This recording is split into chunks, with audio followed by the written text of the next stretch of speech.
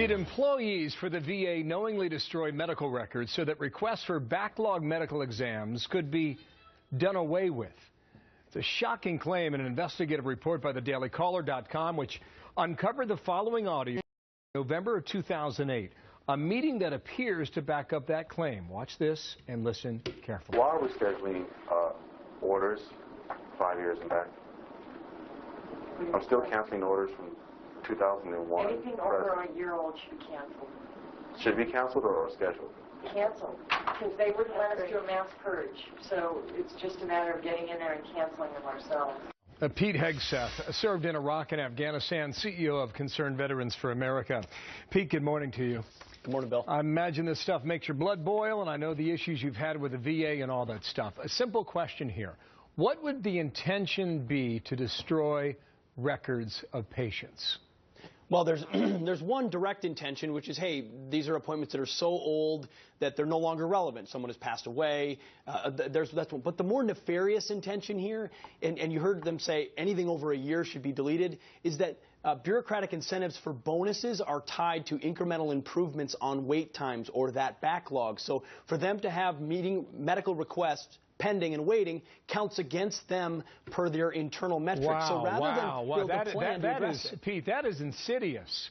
If you're destroying the records of veterans to improve your own possibility of promotion, I mean, that's just wrong.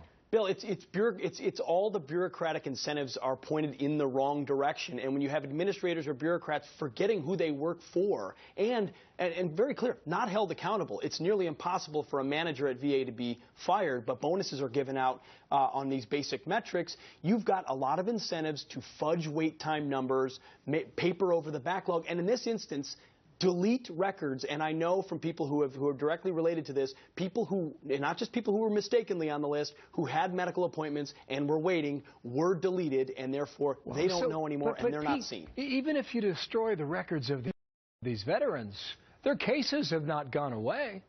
I mean, there's still patients, in a lot of cases, I would imagine, who still need help.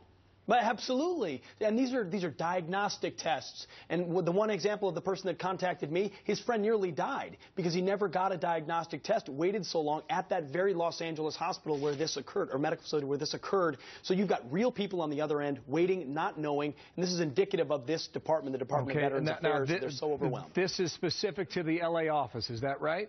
Well, there's L.A., there's Dallas. This audio came from the Los Angeles office where they were getting 3,000 requests for medical appointments a month and could only schedule 800. So you can imagine if you're adding up 2,200 veterans per month who are not being seen, that grows very quickly. And if you're deleting everything older than a year, you're going to catch people who have been waiting longer than a year. Is the suggestion that the L.A. office is the worst? It's one of the worst. And when you look at, this is the medical facility side of waiting to be seen. There's the disability claims backlog as well, where veterans are waiting a year or a year and a half just for a response. So this is one of the worst. The problem is, if you live in Los Angeles, you don't have a choice to go elsewhere. You can't go to a private facility. You can't go to a different VA facility. So the veterans in Los Angeles are stuck with this environment where they're waiting months. Think about this, months for a colonoscopy, which could expose cancer. We did a story about a week ago. There's a push in Congress to allow, I guess, more flexibility to fire executives at the VA who perhaps some folks don't believe they're doing their job. Now, where is that today? And who ultimately would decide whether or not an executive at the Veterans Administration keeps their job or not? The Secretary of the Veterans Affairs, Eric Shinseki, would decide that. The bill is called the VA, the Veterans Management Accountability Act. It's House Bill 4013, I believe, or 2013 in the Senate, 4031 in the House. Jeff Miller, chairman of the House committee, is carrying it in the House. Marco Rubio carrying it in the Senate, and we're getting initial indications there's a lot of support for this. How could you not support empowering the Secretary to fire managers, which is nearly impossible right now, Bill, because of the impediments and well, who would be these people should be treated like folks who would be against that? I don't know who could be against that. I think there are those who would say, well, these are workers' rights. But look at something like the Department of Defense. The reason some of the problems that were had there have been addressed is because people can be fired, senior managers can be fired there under particular circumstances. The VA Secretary doesn't have that power. These employees should be at will and should be held accountable for performance. Right now, they're not, and so therefore, why do you fix this? You purge documents as opposed to fix a process. Speaking of termination, the person who leaked this audio, was that person fired? Pushed out. It was a Marine who said, I won't do this to my fellow veterans.